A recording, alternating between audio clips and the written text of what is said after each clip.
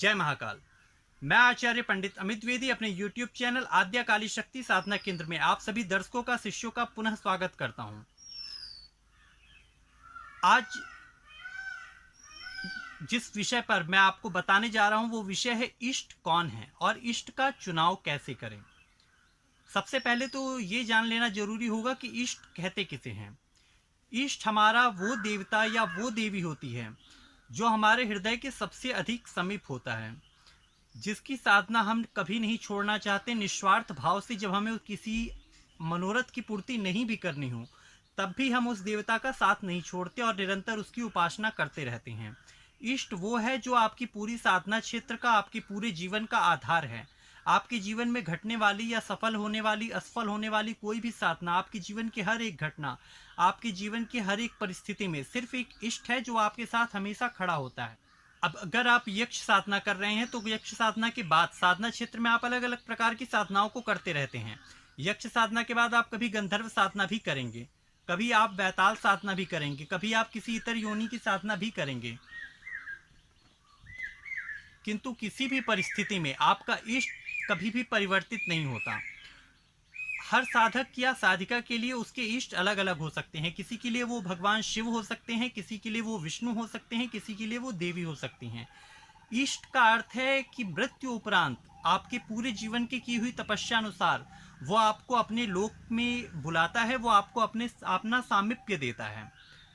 मृत्यु उपरांत आप उसके चरणों में वास करते हैं और जीते जी वो आपके जीवन को संरक्षित करता है। आपके जीवन में होने वाली किसी भी कार्य में पूर्ण रूप से कृपा उस इष्ट की ही होती है।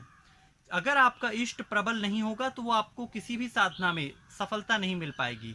और यदि इष्ट प्रबल होगा, इष्ट जागृत अवस्था में होगा, यहाँ जागृत अवस्था का अर्थ प्रत्यक्षीकरण से नहीं है, किंतु वो चैतन्य हो, वो आपकी बात सुने, आपकी भावनाओं को वो समझ सके और आप निरंतर उसकी आराधना करके उसके उपास्य बन के उसे प्रसन्न कर लें, तो वो इष्ट आपको साधनाओं में सफलता देने वाला होता है। इसलिए तंत्र का जहां तक सवाल है, तंत्र का जहां तक प्रश्न है, तंत्र में सबसे अधिक महत्व आपके इष्ट का होता है, क्योंकि इष्ट ही आधार है आपके जीवन में किसी भी साधना के सफल होने का। दूसरी बात यह है कि इष्ट का चुनाव कैसे करें। जिन लोगों को नहीं पता कि उनके इष्ट कौन है तो वो अपने इष्ट को किस प्रकार से चुनें।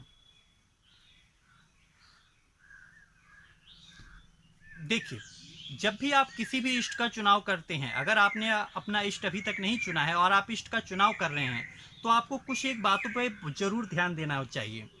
सबसे पहला, इष्ट वही होना चाहिए जिसके गुण आपकी वृत्ति के साथ मिल रहे हों। अर्थात यदि साधक तमोगुणी है, सात्विक है, या उसकी कामना किस प्रकार से है, वो ब्रह्मचर्य का पालन करना चाहता है अथवा वो गृहस्थ जीवन जीना चाहता है, इन बहुत सी बातों को देखते हुए इष्ट का चुनाव करना चाहिए। आपके इष्ट शिव भी हो सकते हैं, विष्णु भी हो सकते हैं। वस्तुतः आपका प्रेम अधिक किसके प्रति है? यदि किसी की आस्था हनुमान के प्रति है, या श्री राम के प्रति है, या श्री कृष्ण के प्रति है, या दुर्गा माता के प्रति है, किसी भी देवता के प्रति है, तो वो आपका इष्ट होगा। और जब तक वो इष्ट संबल नहीं होगा, जब तक उस इष्ट के पास पर्याप्त शक्ति नहीं होगी, तब तक आप किसी भी प्रकार की साधनाओं में सफल नहीं हो पाएंगे, किसी भी प्रकार की मांत्रिक क्रियाओं को आप सिद्ध नहीं कर पाएंगे, क्योंकि कहीं ना कहीं आपके जीवन में की जाने वाली प्रत्येक क्रिया में उस इष्ट का ही योगदान होता है। वो इष्ट ही आपको साधना में सफलता दे सकता है, वो इष्ट ही आपके जीवन में मोक्ष प्रदान करने वाला होता है। कोई भूत, कोई प्रेत, कोई पिशाच आपको मोक्ष नहीं देगा, इनका रिश्ता सिर्फ इस लोक तक है, लेकिन इष्ट से आपका रिश्ता परलोक तक भी होता है। अब इष्ट का चुनाव हमेशा जब आप अपने गुण के अनुसार करें। यदि कोई साधक भैरव से अत्यधिक प्रेम करता है तो भैरव उसके इष्ट होंगे। ऐसी स्थिति में वो अगर मांसाहार करता है या वो मदिरा सेवन करता है तो वहां कोई समस्या नहीं होती। किंतु यदि साधक ब्रह्मचर्य का पालन करने वाला है तो उसे हनुमान जी को अपना इष्ट चुनना चाहिए, दुर्गा माता को आप इष्ट चुने। लेकिन जिस भी इष्ट को आप चुनते हैं, निरंतर आपको उसकी साधना करनी होती है। एक बात और है कि वो इष्ट आपके परिवार में पहले से ही पूजा जाता रहा, उसकी एक निश्चित प्रक्रिया, क्योंकि कुछ एक परिवार वैष्णव परिवार होते हैं जहाँ पे विष्णु भगवान या विष्णु के किसी स्वरूप को अत्यधिक पूजा जाता है। ऐसी स्थिति में शिव को इष्ट बना लेना या दुर्गा को इष्ट बना लेना, यदि आपके अंदर वो भावना, वो प्रेम नहीं आ पा रहा है उस देवता के लिए, तो उसे कभी भी इष्ट ना बनाएं।